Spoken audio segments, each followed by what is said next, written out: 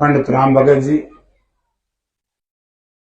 पूर्व विधायक छोटे भाई रणधीर सिंह जी, गुड्डी साहब, हमारे बहुत ही संघर्ष के साथी जब मैं नौजवानों की राजनीति करता था, भाई सूबे सिंह जी, हमारे भाई अनूप सिंह जी,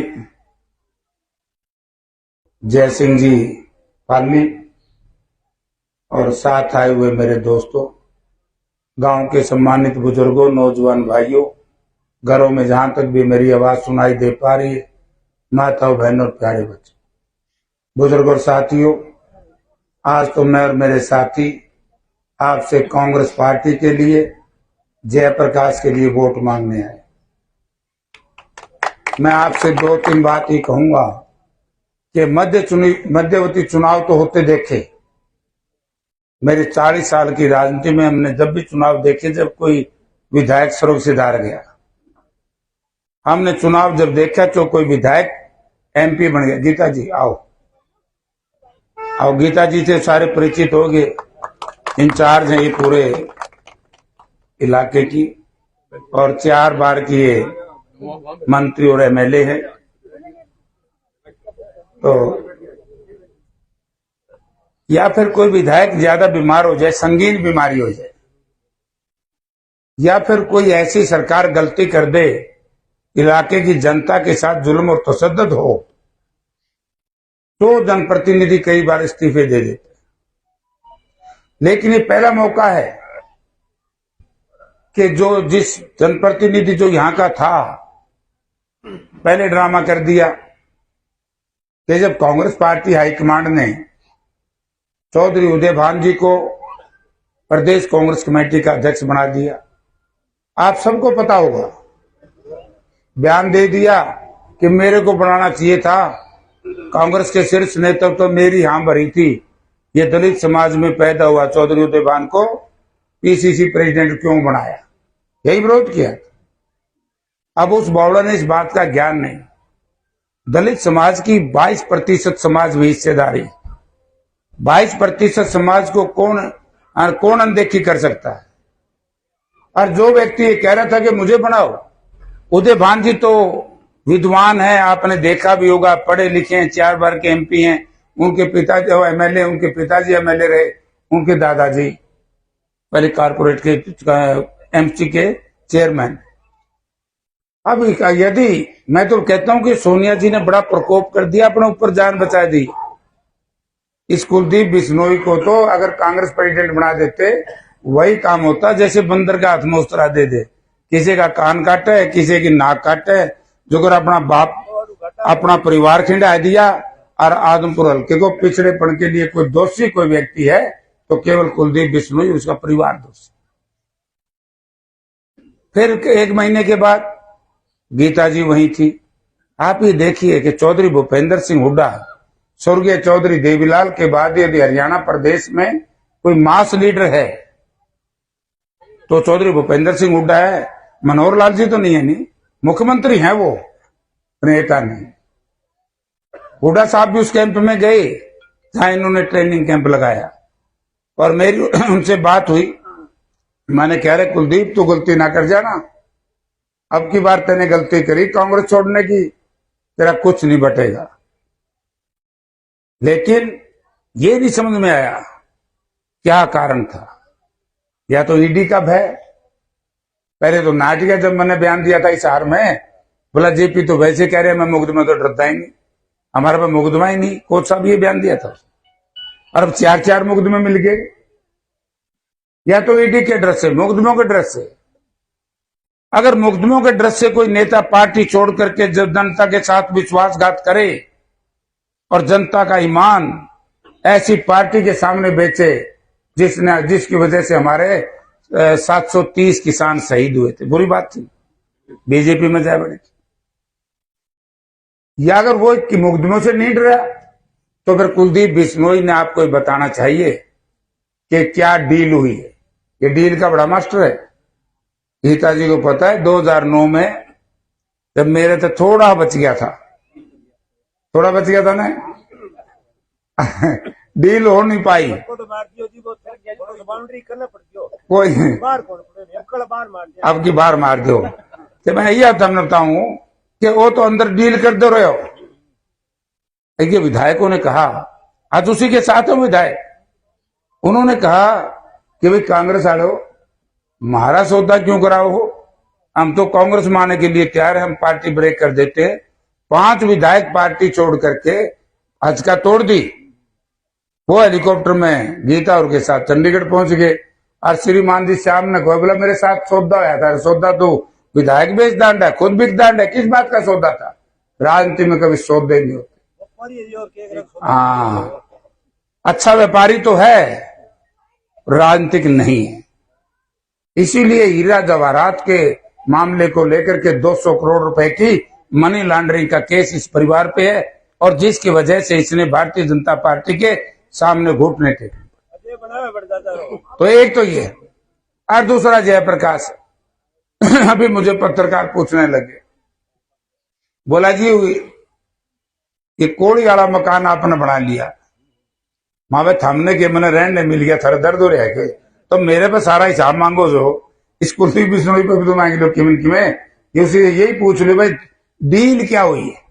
जयप्रकाश को जिताओगे, जयप्रकाश विधानसभा में जाएगा, विपक्ष में बैठेगा, लेकिन मैं ये कह सकता हूं कि विपक्ष का विधायक भी अपनी उतनी विकास कार्य करा सकता है जितना सत्ता पक्ष। 5 करोड़ की तो जब मैं यू एमपी थे, मैं हिसार से एमपी था, ये भिवानी से एमपी था, और आप लोगों को बहका गया कि मैंने कांग्रेस छोड़ दी। यही कहता रहे ना। मार्च 2009 में जब न्यूक्लियर पावर को लेकर के पार्लियामेंट में बहस हुई थी, परमाणु ऊर्जा को लेकर के, तब मैंने देखा कि कुलदीप बिश्नोई हमारे पिछली सीटों में बैठा है।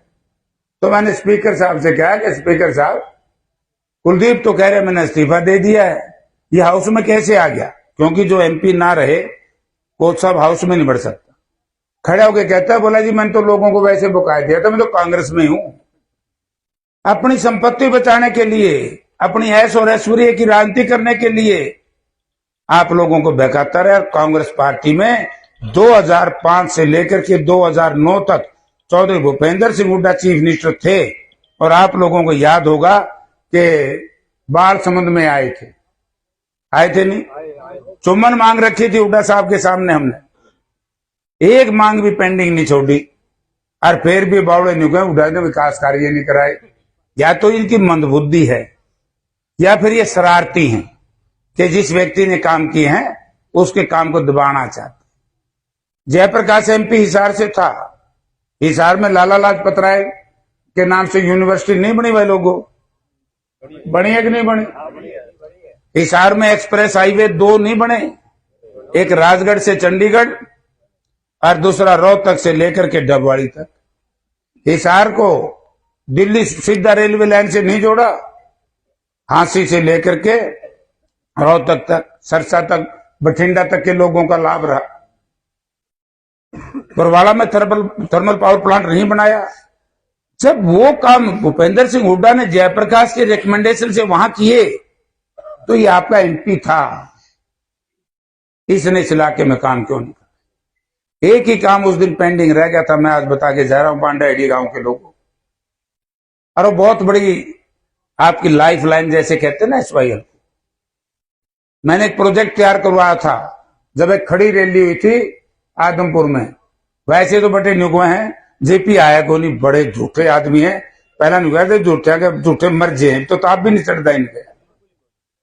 सबको पता है 25-30 हजार की खड़ी रैली थी, बारिश पड़ रही थी, मूसलाधार बारिश, और हुड्डा साहब के सामने बहादुर साहब, आपको याद होगा मैंने एक बात कही थी कि इलाका हुड्डा साहब 5-10 गांव ऐसे हैं जो नहरी पानी अगर मिल जाए तो ये समझो गांव में 100 बच्चों को रोजगार मिल जाए। तब उन्होंने कहा कि क्या प्रोजेक्ट तैयार कराओ। हमने लाखपुर से लेकर के बांडाहेड़ी तक एक नहर के माइनर का निर्माण के लिए तैयारी कराई, टेक्निकल अप्रूवल होगी, सिंचाई विभाग ने उसमें अपनी स्वीकृति दे दी। आप लोगों ने हुड्डा साहब की छुट्टी कर दी, अरे भाजपा नकम्मी आ गई, MLA तुमने गलत चुन दिया, उसने आपकी आवाज विधानसभा में नहीं उठाई, वो प्रपोजल जहां थी EIC चौधरी फूल सिंह नैन से जब एक दिन मैंने पूछा, रमान नैन साहब तू काट दे यार इसने, बोला को मामला उठाना ही नहीं, बीजेपी आगे बढ़ना नहीं। जैसे ही आप अपनी सरकार बनाओगे, हुड्डा साहब की पहली कलम से सबसे पहले में जो सिंचाई की अधूरी परियोजना है, जिसकी वजह से आप लोगों ने हर रोज धरने देने पड़ते हैं, उनसे मैं निजात दिलवाऊंगा और इस इलाके में नहर खुदवाने का काम चौधरी भूपेंद्र सिंह हुड्डा का हमने काम किए हैं। ये ड्रामा करते हैं। तो इसलिए मैं आपसे एक नम्रतापूर्वक निवेदन करने आया। मैं उन भाइयों से भी निवेदन करना चाहूंगा जो जेजेपी के, वैसे तो जेजेपी वाले भी निवेदक हुए हैं, जीता का जेपी वो भी जेजेपी, और बीजेपी वाले तो डूडी साहब आई गए। अब मजाक कर रहे थे ये। जिस दिन कुलदीप बिश्नोई ने कांग्रेस छोड़ी, मैंने इन मित्रों को टेलीफोन किया। मैं कहा भाई क्या करोगे, डूडी साहब इज्जत से आ जाओ। बोला भाई इज्जत से बुलाओगे तो आ जाएंगे।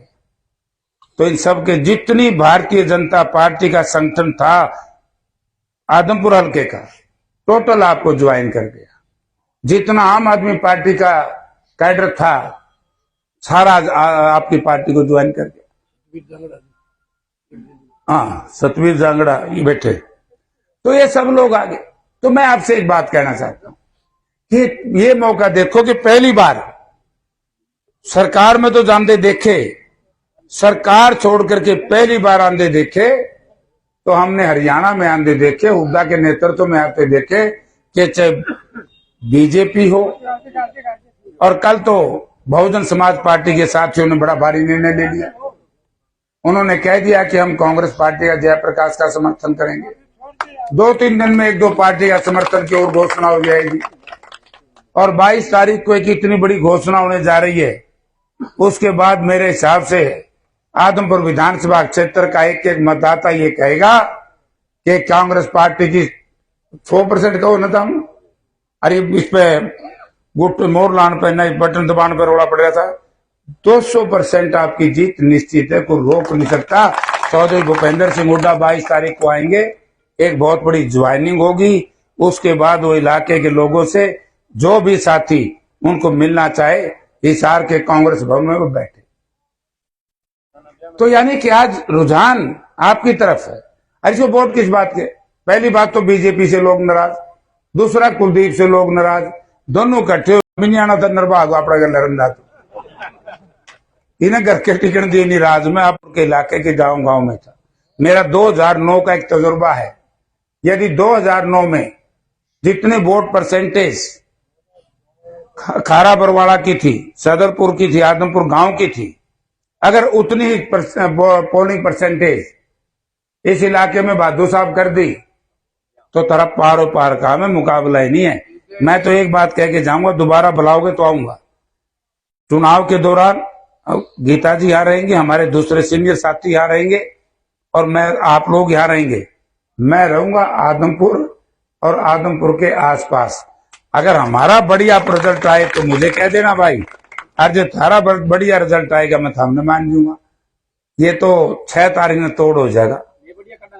फिर बढ़िया कार्ड्स को अगर ये नौजवान साथी निर्णय ले लें कि सुबह ही 6 बजे, 7 बजे शुरू होगा ना पोलिंग, 6 बजे कोच साहब लाइन ला दियो, काम तो यो काम कर दे रही हो, और मैं फिर सदरपुर में खड़े हो जाऊंगा, जाके अपना खड़े होना ठीक ठाक सा रहो, फिर को दिक्कत किसी ने आंधी नहीं।